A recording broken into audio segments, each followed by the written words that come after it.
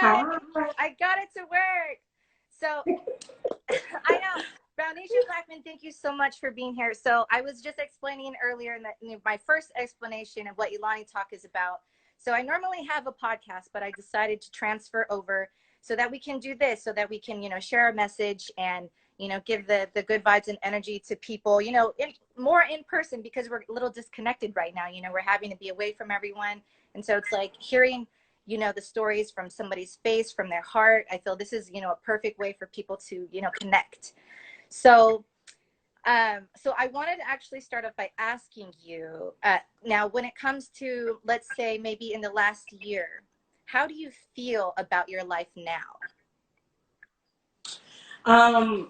I'll say in the last year, I'm amazed at where I'm at today. Like, I'm actually amazed. If I was to share what I've been through within this last 65 days alone, it was crazy. It was very, very crazy, the things that I had to face, the things that I had to endure. But I made it. I made it to the other side of it. So I'm really excited to be in this place today. It was not promised. Even me myself, knowing how hard I've fought throughout my life, I still thought this last year was kind of going to take me out, but it didn't. See, It didn't. and that's why I wanted to start off with that question, because that's amazing to hear. I know what that feels like when you just kind of sit in awe and you're like, wow, I'm really here. This is real. Because, when you have moments in life where you feel like, I don't know if I'm going to make it through today, and then you're living in the present right now and you're like, I'm actually feeling great and amazed that I'm here.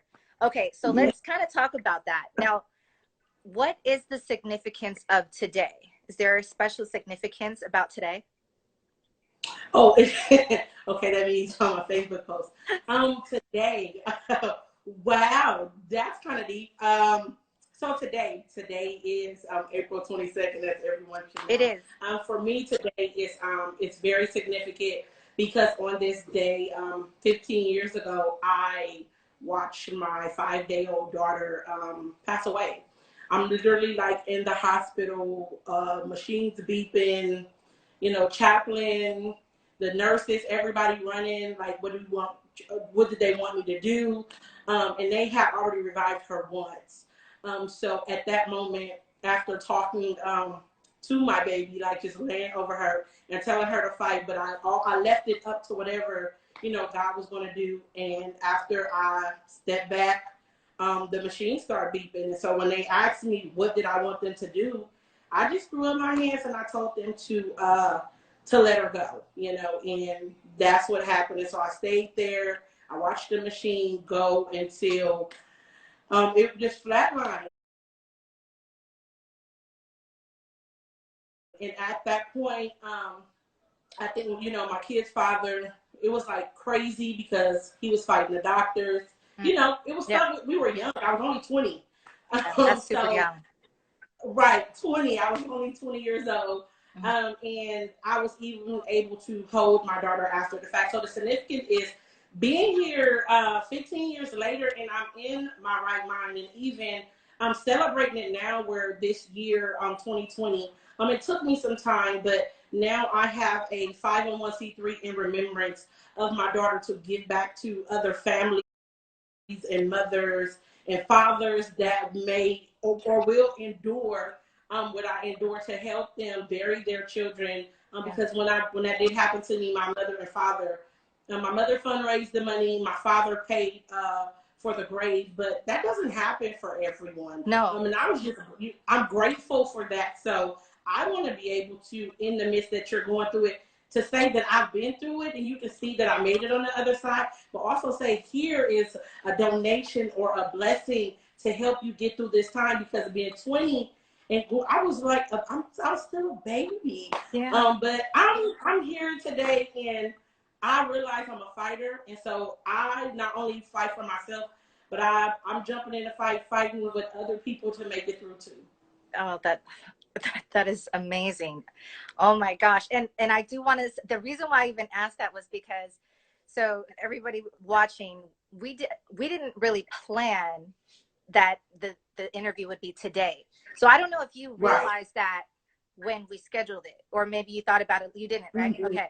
So when No. I actually learned about that, I was like, wow, that's incredible, you know, and you're sharing your story today, you know, on the anniversary of her death, and you know, now you're living your life in her honor, you know, and being able to give back and doing amazing things. And I mean, and that's really, you know, kind of what life is about, when you can turn such negativity into something positive. And I think everybody needs that right now. You know, I mean, no Yeah. matter what anybody is going through right now, a lot of people are struggling. A lot of people are, you know, questioning what they're going to do, you know, today or tomorrow. And so you're someone that's lived through something to where I'm sure you had to, you know, gather every ounce of strength that you had. So, you know, now you're speaking, you do public speaking, right? You also, Uh-huh. yeah. So when you're doing that and you're thinking about, you know, the message that you're sharing to people, what do you do within your process? This is something that you actually like prepare what you're going to say to people, or do you usually just speak from the heart? Well, with even public speaking and being an ordained minister, it's sometimes we were taught like to prepare. So sometimes I prepare stuff to say, but when I get into the room, I basically flow. Yeah. I flow with the energy that's among me, the spirits that are among me, and I minister to and speak to that very person. It's not based off something that I wrote on the paper, but what I feel that they, what would encourage them, what would bring healing to them, what will ignite the fire in them. And so that's what I do. It's never planned. It's Right. actually I See, go with the flow. see, exactly. And that was actually the message of one of the messages of, you know, my first episode was, you know, going with the flow, because, you know, you never know what miracles are on the other side of that. And so many, you know, times we want to try to control and be in control of everything, that sometimes we can block our own blessings. You know, we can also even block from being able to hear a message from somebody because we wanted to just control too many elements, you know? So, I mean, that's why I kind of wanted to ask you, because I really feel that, you know, when you have so much to share and so much experience that, you know, like, I think that for some people, they don't realize that what they have been through can really actually change someone else's life. And, you know, and even if someone has like a similar story, you know, the people that are listening may not hear them as well as they're going to hear the next person. So when, you know, you're speaking from the heart, I know that more people will be open to, you know, receiving that. So tell me a little bit more also about what it means to be a, what is it, a curse breaker? Oh, Kurtzberger, yeah. So it was something that after, like, honestly, I lived a crazy life. For before committing and submitting my life to Christ, my life was very crazy because I had endured so much with relationships, even the loss of my daughter, and even after losing my daughter, I actually got pregnant again, and was born. My son was born at 6 months. He only weighed 1 pound 5 ounces, and so all this happened 6 months, like 6 to 8 months after my daughter died. So my son was then transferred to the very same hospital with the same doctor that my daughter had when she passed away. So I walked in the door to see the very same doctor, like he Wow. met me because he knew my name. He knew my name. Mm-hmm. So going through all of that, knowing my mother had a premature baby. My grandmother lost you know, she had twins and she lost them. So being that it was a curse on my family, like, you know, all of us were enduring the same darkness, the same things. We were going through the same thing. So I professed that I would break the curse, meaning that my daughter, who will now be 17, she won't suffer the way I suffer. She won't endure because I have declared that it is me that will break the curse. And so that's why I go out into the world and I share my story, because I refuse to allow my daughter to repeat it. And even at the age of 10 years old, she said that she breaks the curse. So that means that my daughter will not suffer in relationships like I do. Gosh. She won't go through the process of children, having children and them passing away on her. She won't endure that. And she's even living up to it now, because at her age, my daughter has been, she's viewed a lot of colleges. At her age, I was not doing none of the things that she was doing. So to for the fact that I am a curse breaker, I walk in that heavenly, that my daughter will not go through the same things that me, my mother, and my grandmother went through. I break the curse off of my family. Oh my gosh, that's incredible. So incredible. And you know what? I want to share this with you because so a few days ago, I had a dream about something similar that you were talking about. And it was like my family, my, like family that I didn't know that's passed away. And this message that I heard in my dream was about healing your family line, healing the bloodline. And that a lot of us are unaware that we're sort of born into our lives already carrying some sort of sin or some history in there that's embedded in us, in all of us. And so with your awareness, with your healing, and even just you talking about it right now, you're furthermore healing whatever pain or whatever things could come about to your family. And that's just, it's so beautiful. Like, I just keep getting chills. Oh my gosh.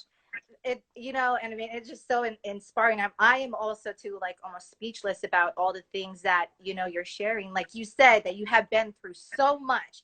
You said that. And then just right now, that's why I wanted to start off, sharing with everybody about how you feel, that you have the smile on your face. You can tell that you're glowing. You can tell that you're genuinely, happy. And to hear that your daughter is doing amazing things, and you can feel proud of where she's at, and proud that, you've given her this, foundation, and you've taught her and poured into her the things that, you wanted to. That's beautiful. That's incredible. So, yeah. So, okay. So a little bit backtracking to, obviously with these experiences, that's an enormous amount of heartbreak that you've had to, endure and experience. So I know that there's a different type of heartbreak, when it comes to, mourning death, and especially having, bury a child. That's a completely different type of heartbreak than, when your heart is broken in a relationship. Now, do you feel like when you experienced, these different levels of heartbreak, was there something different that you had to go through in order to help you heal and to help you move on? Yeah, because I mean, even if you read the whole post with on Facebook, even during the whole thing with my daughter, I was like, I had to go through the relationship hurt and the hurt of losing my daughter all in the same process, and it did a great number on me to get through that. And it's hard because I'll even say today, I say I don't look like what I've been through, but I'm still fighting daily to heal past trauma and past hurt, and it's a lot of work. And I will tell anybody to be honest about what life has done to you and how it hurts you, because if we don't tell the truth, it say that what the Bible says, that the truth will set you free, but we hear it all the time. If you tell the truth, like, tell it, because your transparency can help somebody else. If not help somebody else, it will help you, because what you tell out your mouth, you can no longer be tormented by what you've exposed. If so even with all the heartbreak that I went through, whether it was, I went through the hurt of being rejected by family members. I went through the hurt of relationships. I went through the hurt of death, because I've lost. I think death does something, to me. I've even honestly I've been saved for about 10 years, and I've lost my great grandmother, my grandmother, my father, and I've even lost a baby since burying my daughter. Like, y'all don't want to hear my story. Like, I have endured, and going through all of that, it has caused me to fight harder for healing.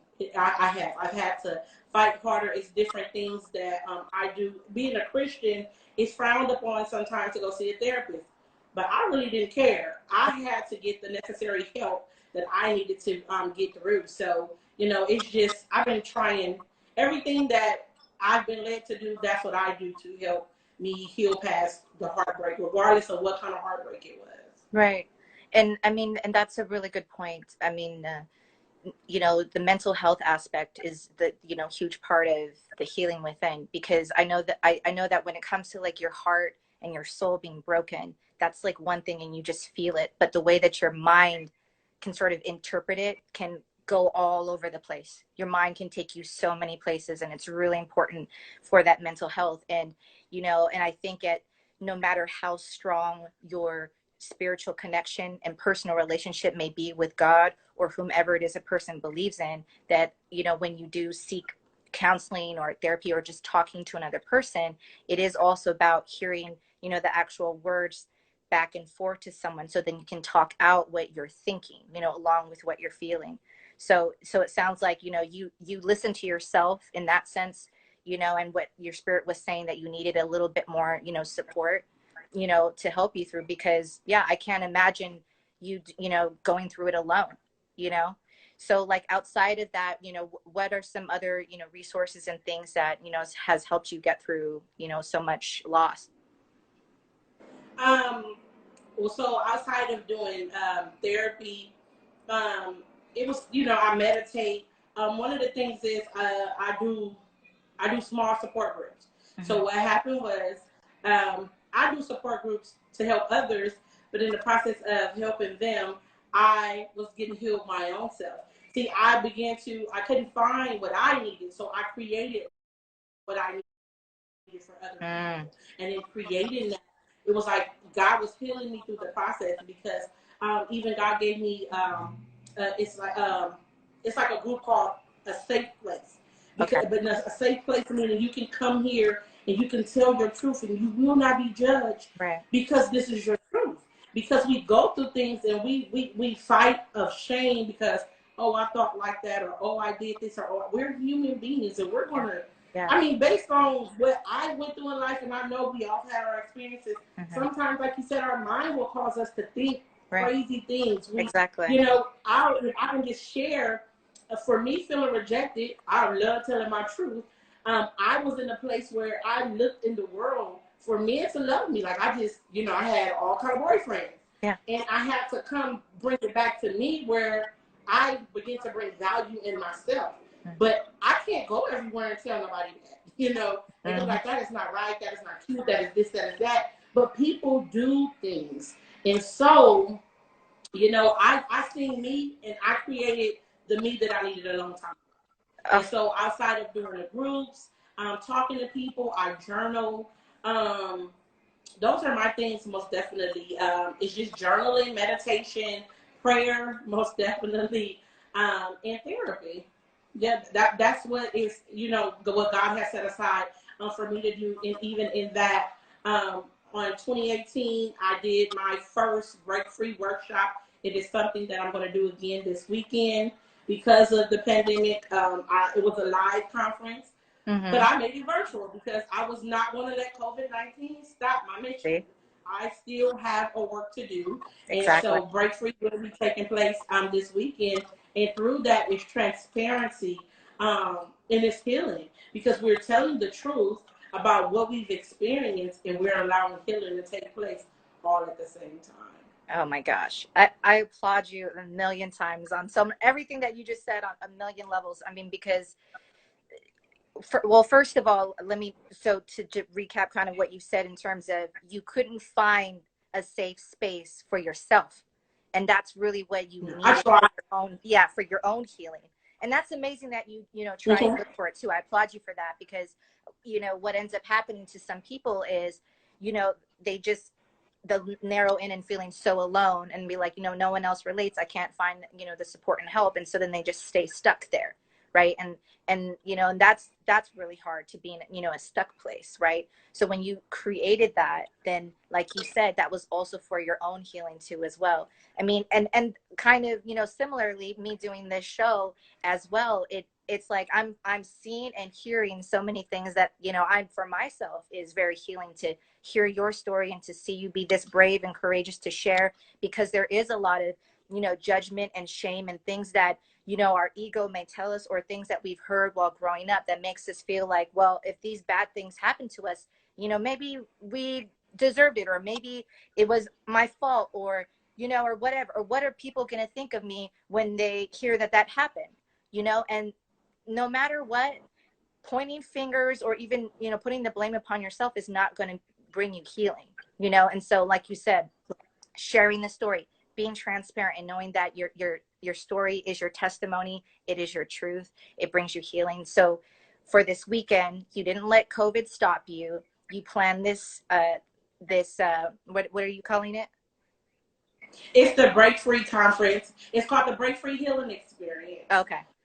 Yeah. Okay. So now you brought it to a virtual space this weekend. So to continue to be able to, share your message and to bring other people on so that they can share their message too. I mean, and that's amazing. So I know that. So for the people that are, that are watching and replaying this too, you can click on the link. So we'll also put your information so then they can check it out or register. Is it something where they can register to like a site or something? Yeah, it's something. It's somewhere they can register, and the reason, I mean, the conference is free because it's virtual. And it just will take them to the link where it's actually going to go live. And even for Break Free, since I incorporated therapy into my life, the conference originally just started off as like for women, but as I was moving forward, I opened it up for men and women, and we will have male and female therapists because we have a mental health awareness session, and then my afternoon session it's different sessions on for women that I am worth it. We have a session where a grief counselor is coming in, and she's going to be talking about grief, most definitely in a time like this where so many people are losing their loved ones due to the coronavirus. It's like we need to hear how to cope through these things. So it's a lot of different. Once they register, they'll be able to see all the sessions that will be there. And again, it's just my desire to bring healing to the people because it's a journey that I'm taking, and I was raised to share. So whatever God gives me, I share with other people. I'm not a closed hand type of person. I love to spread love and healing, and that is something that I do through my ministry with Break Free. I love it. I love it. Oh my gosh, that's amazing. Okay, so I would love to hear actually specifically if you were to tell people, kind of when we're talking about, grief, maybe like for those that have lost someone just, right now due to, coronavirus, what is something that you would share with them on how to help them cope, during this time? I would tell them to find that person that confidant, because that's what I had. Just this past October, my grandmother passed away. It was not due to coronavirus, but I had to take care of her. And she assigned me basically like I had to take care of her in her last days. So my grandmother just recently passed October 2019, and it was very tough for me, to be there to do all that. Once she passed on, me and my friends prepared her body for the mortuary. And so in that, it was a lot for me. So I had to find, again, that place that I can empty out and I can just be myself, because though being saved, being a minister, that hurt. Right. And so I'll say that in this time with losing your loved ones, and you can't even gather with others right now because of this pandemic, find that person that you can talk to, find that person that you can trust. Right. I'll even open myself up, even if you can't find the person and you like, well, I feel comfortable talking to you. I'm open to help and guide and talk and listen to get through this, because it is a tough time right now. If it was bad for me and the world, was off punishment, as people are saying, right. The fact that we're closed off, right. And we can't get out, we can't go take a breather, do some of the regular things that, yeah. Mm-hmm. Yeah, so, just find that person and go through the process. Embrace every emotion that you feel. If you are mad, embrace it. If you are hurt, if you're angry, embrace all of those different emotions, and don't tell yourself that, oh, I have to be strong or it's going to be all right, because it's just no. Like, I even hear some people say, well, they're in a better place, and I don't take nothing from that. But in the moment when we're going through these type of things, that's not something that is comforting to anyone that has lost a loved one. So I'll tell you, just take it one day at a time and embrace. If you're one to journal what you're feeling, how this experience is, how it's making you feel. Like, get it out and don't keep it in at all. Right.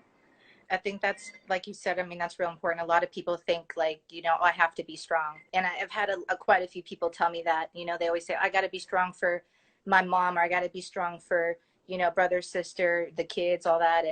And, and yeah, I mean, when you're telling yourself that, it is, you know, kind of, you know, halting the healing process, because you need to, you know, heal properly, and you got to feel it. Otherwise, do you believe in when they say sort of when you hold it in, then that you may erupt later because you didn't deal with it?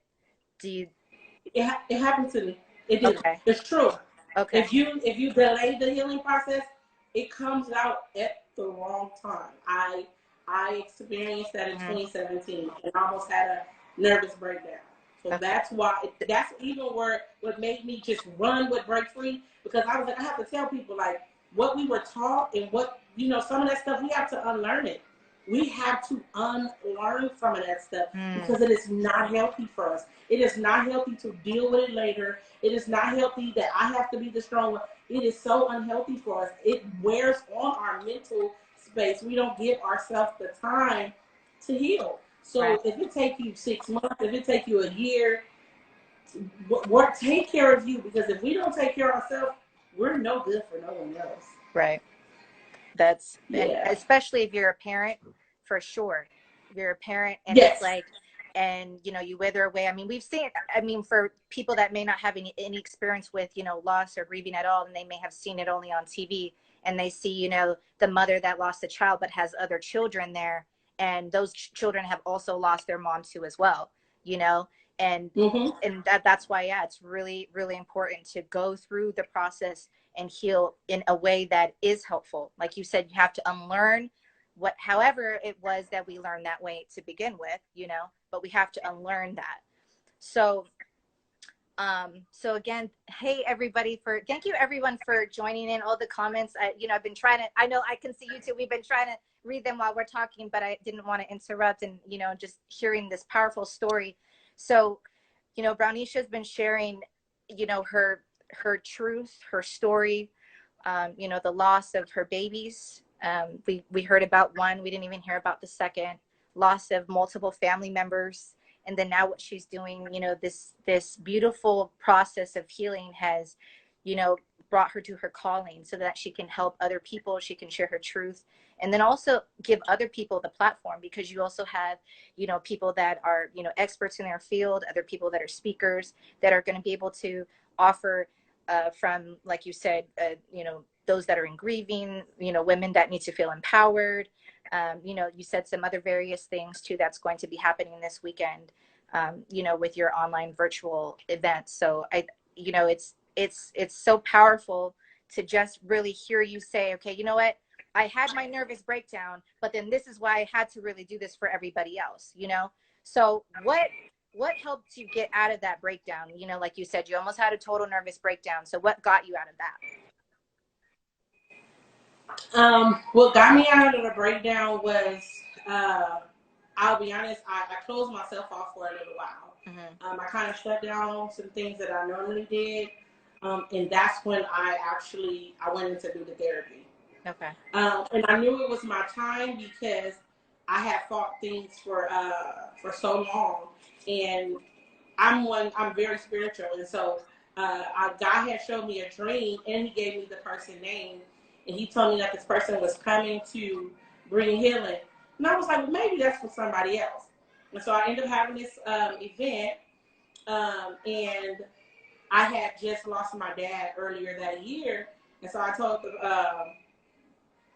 the person, I was like, you know, I need therapy. Do you know of a counselor or something? I was like, you know, I'm very comical when I do things.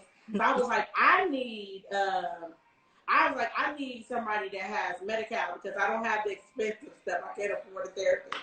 And so it was a woman that I had just met, and she was like, well, call me. And I was like, well, call you. I was like, well, what medical plan you take? And she was like, just call me. And so originally I started getting therapy for free. I didn't have to pay for it. Wow. She met me in a public place, and I got the therapy for free. Wow. And her name was the person that God told me in the dream was coming to help. And it didn't register until like 3 months later. And I was like, wait a minute. No, I had to backtrack. But she was the person that he told me was coming to bring healing. And when I started doing therapy with her, I was able to begin to identify the trauma, why I was dealing with life. And I had already been in church, but I was still burying all of my hurt. And so going through the therapy, beginning to journal, and just, going out to different, like, start taking walks on the beach, or she gave me like homework where I had to run or take walks, or it was just a lot of stuff she gave me to do. That's And amazing. so That's amazing. She's it, great. once I started doing it, I was like, okay. And then I began to deal with the stuff that was in front of me. I no longer, buried it away like I would formerly do. I start dealing with it at that moment, at that time. And so it took me some time to get through it. But that's what it was. It was therapy, and it was just like, she just like exposed stuff. I used to get mad at her too, because I was like, that's not true. But then I would go home and deal with myself, and that was not true. And so that's where I started. And this actually happened in 2017. I then had even got in I'm a part of a documentary where it's 6 other women where we all suffer through depression. And so I exposed that I was going through depression before the world, because it's a documentary. So my family, my friends, everybody that quote unquote called me strong all these years began to hear me tell my story. And so I started there, and I've been running ever since then. Like, wow, literally running and just dealing with life, just dealing with whatever comes to my way the best way I know how. Oh my, yeah. Wow, that is incredible. Oh my gosh, I'm so inspired. I'm sure everybody watching, if you're not inspired after listening to this story, I mean, oh my goodness. Okay, so I wonder if anybody has any questions. I don't normally do this, but I feel like maybe somebody might have a question for you. So if you guys want to ask anything, you can put it in the comment section. But so, when you were talking about how you would get mad at, your therapist sometimes because she would like call you out on some things, that is one of the hardest things, especially for, some of us that, are kind of proud, and we may be a little hard-headed, but I applaud you though for taking it home and then being like, hey, you know what, let me just reflect and look at myself and be like, it's okay. Because a lot of times our resistance to our own truth is just because that's where the actual hurt is. We're covering it up, so we're resisting it, and once we like allow it, then it breaks it open for us to be able to heal. Like I was always told that when someone triggers an ugly part of you and it comes out, they actually are helping you heal, because now you're recognizing that part of you is still within you. So if you have like, you overreact or impulsively, so it's like you're yelling, you're screaming, any of those kinds of reactions, then obviously whatever they're saying to you is still triggering within you. So, okay, let's see. Did anybody ask anything? What's the name of the documentary?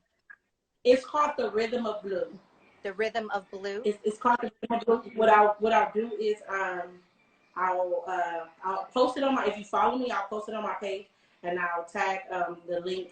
Actually, one of the producers of that documentary, she's one of the people that will be speaking at Break Free to, telling her experience, and even through her experience, why she created and wrote the documentary was her way of, being free of the stuff that she was going through. So I'll post it on my page, and I'll be sure to tag the YouTube.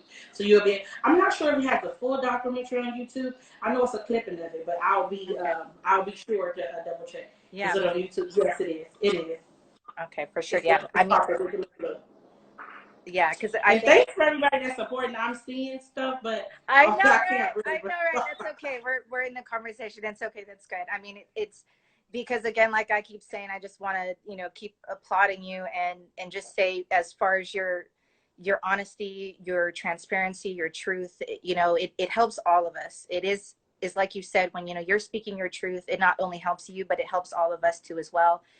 Every single one of us, anyone that has been called to watch today, you know, we've all suffered something. Everyone carries some level of pain, some level of hurt from whatever it is they've experienced in their life. And, you know, and everyone right now is trying to, you know, battle their own battle, whatever it may be, you know. And so this is about, you know, hearing other people's stories and seeing what makes them smile today, seeing what makes them be able to still get up and feel like, hey, I have purpose, I have value, there's something that I can do, you know, to still help other people while I help myself, you know. And so okay, so we should probably I want to keep going, but I don't want to really, you know, go all the way to, you know, full hour. But it's been so incredible to hear, yes, all of this. Okay, wait, hold on. There was one more question that I did want to ask you. So this is sort of in like kind of a different subject a little bit, but I know a lot of people have dealt with this. Okay, so when it comes to now relationships, okay, and yeah, okay, so when you've been cheated on, for example, okay, and we're dealing, you know, with betrayal, we're dealing with the, you know, feeling like we can't trust the next person. How does it affect, or how did it affect you, you know, moving forward with kind of all relationships, maybe like, you know, even your friends or just people that you're meeting that's new, or your family, or, you know, when it came to like a level of betrayal? It's hard. It's very hard. It's well, I can say for me, it has been hard. Um, because you know, I love hard and I love people. And being that, you know, as you said, allowing people to come in and feeling betrayed, um, it's really hard. And so I take it a day by day. I'm very mindful uh, of the things that I allow, like even talking to people. Sometimes I have to go back and I do a check. I even have to check myself sometimes because I have built up walls to not let people in. Uh, I'll even be honest, in the area of relationship, it has been it has been most definitely hard for me. It has been hard, and I didn't know it was that bad, but it has been hard. So I'm just taking it one day at a time and still allowing myself to heal. And I'll be very mindful of those that I have among me. But I don't be so quick because of I know that of my history, of my background. I don't be so quick to push people away. I give them, you know, I believe that I give people, I give them time. You know, I've had some rocky friendships based on me feeling like, okay, like, what are you here for? Right. You know, I've had some rocky friendships, but I can be honest and say that I've worked through it. You know, I've worked through it for the most part. I've worked through it, but it's hard when you feel like you've been let down. Yeah. That's a hard thing for me. Right. Very hard. Right. I mean, and yeah, and because when you put yourself like in a vulnerable state, obviously when you've already, you know, had to deal with so much like grief and loss, so then when you fear getting closer to people again or moving forward, then you fear, you know, losing them, and you fear being hurt again. Those are a lot of triggers, you know. And like there's a question of like still dealing with it, and then I think we were talking about earlier is kind of that crossover of like, you know, when they call it, you're grieving from a relationship, but also grieving from losing somebody to death, you know, that is where it's really difficult moving forward because, you know, being able to be vulnerable again enough to let people be close, to trust them, and then especially opening your heart in it, like intimate relationship can be, you know, really hard. But of course, what I see you're doing right now though is this relationship that you have with yourself, that, you know, you've taken this time to really, like you said, go through therapy, you journaling, meditation, all of those things. And, you know, in your relationship with God, your spirituality, all of that is really building you up. So then that when it is time and when it is, you know, just even with your friendships and the people, like you said, you know, that you don't just push away, but that you see the value of those relationships, you know, you're working on yourself. So now you're able to show up as a person that can be ready for someone to really love you the way that, you know, you deserve to be loved. So yeah, it was. I believe B Star 2311 had another question Somebody said, "Are you still dealing with it?" I don't know what in particular. I don't know what we were talking about at that moment about what I'm still dealing with. If you It was and more then like it's the well, when I was talking about, after being cheated on, and then the grieving, and then just, dealing with like betrayal, yeah. Well, then that that most definitely now. It's so funny that you bring it up because like God has dealt with me in a lot of areas of my life, and it's now more so like I know I'm a wife, right? I'm going to say that. I'm going to say it publicly. But it is a process that I do have to go through. And I recently, I met a guy like a year and a half ago. I still talk to him. But if out of anything with meeting this guy, I was able to, it was like my mirror because I was able to see that I really didn't trust people. I was able to see that I was scared to get close with people because I thought they were going to leave me or they were going to betray me. And so in that moment, in this process, it's like this healing for me is very intense. So I stay in meditation. I find myself, if I can be transparent, I have to apologize a lot.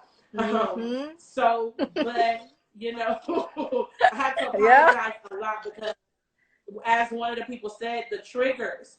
And I've even opened up my mouth like, oh, do not do that because well, somebody else, did that to me, And so I told myself, I was like, I'm not gonna live my life like this. Like, I'm not gonna live in a cage. I'm not gonna allow with whoever done anything to me in my past, I will not allow it to hold me captive.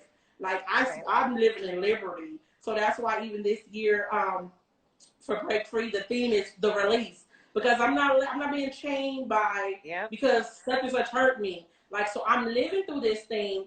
When I tell you, the person that God has in front of me now causes me to deal with everything. Like I gotta be. Sometimes I gotta shut my mouth. I be on the phone with my friends, and they be like, "That was wrong. You shouldn't have said that." And I be like, "Okay, I'll apologize." I'm laughing because I can relate. Okay, yes. Yes.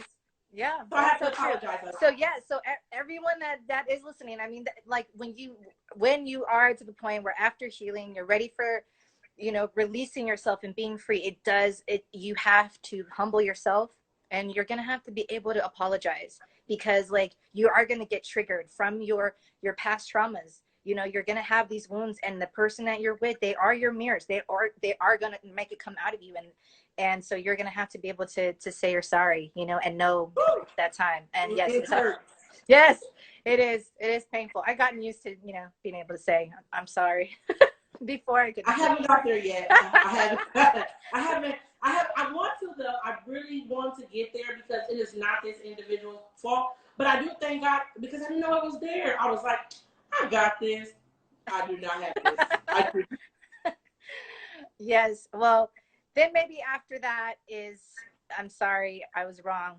You can put that, in the distance to know that, when you get to that point, that will be when, when it will feel more natural when you're ready for that point. Okay. So, okay. I know all these questions. We love you guys. Oh yeah. So Yeah. yeah, go ahead. Yeah, I did. I really felt alone. But I had to do it alone. I couldn't, it was like nobody could get the credit. Even now, I often feel alone sometimes now because I have people that love me, but sometimes I find myself going through the motion, by myself and I need to do it by myself. Um, and you said, when it was becoming the person God wanted you to be. Yeah. And so, it's sort of like in scripture it says we die to our flesh daily. So it was like really dying to myself, like really dying to what I thought was right, what I felt was right, my old thinking, even the triggers. I had to like that was then, this is now. So it was very lonely, rebuilding me. But I'll tell you this: the greatest part about rebuilding you is that when you get on the other side of this, like whatever your this is like, huh, because I'm still rebuilding myself, but I've made it on the other side of some stuff, and I'm like, whoa, like, yes. So if that is, pertaining to you, whatever your this is, if you're rebuilding yourself, it's an amazing feeling on the other side. So for everybody that pertains to you, just keep fighting, keep rebuilding, keep healing. And I told my friend recently, I see you on the other side, because it's something going to happen after this. It's something great coming after this. So I love all y'all. And I love all this. Yes. Okay, and tell them one more time where they can find you. You know, all your details, just in case, because I'm gonna put this is gonna go on other platforms. So to find me on Instagram, I don't know if my name is tagged here, but it's the breakfree underscore ambas, AMBAS. If you go to Facebook, that's my area. If you type my name in, Browneisha Blackman, you'll find me there, and that's where I really share a lot more of my information. I'm on Instagram too, but I mainly be on Facebook. So if you want to register for the conference, if you go to my Instagram page, the link is there. It will take you to my website, and you can register. You're registering for the link to receive for the conference this Saturday. It is free of charge. It is virtual, as y'all know it gotta be virtual. And so yeah, just follow me there. Make sure you go to my Instagram or go to my Facebook and add me. You'll hear more about me there, because I tell it all the time. Well, thank you so much again. No. It has been such a pleasure. Thank you for sharing with everybody again. This is ELANI Talk. We go live at 3 every single weekday, and so thank you again so much. All right, bye guys.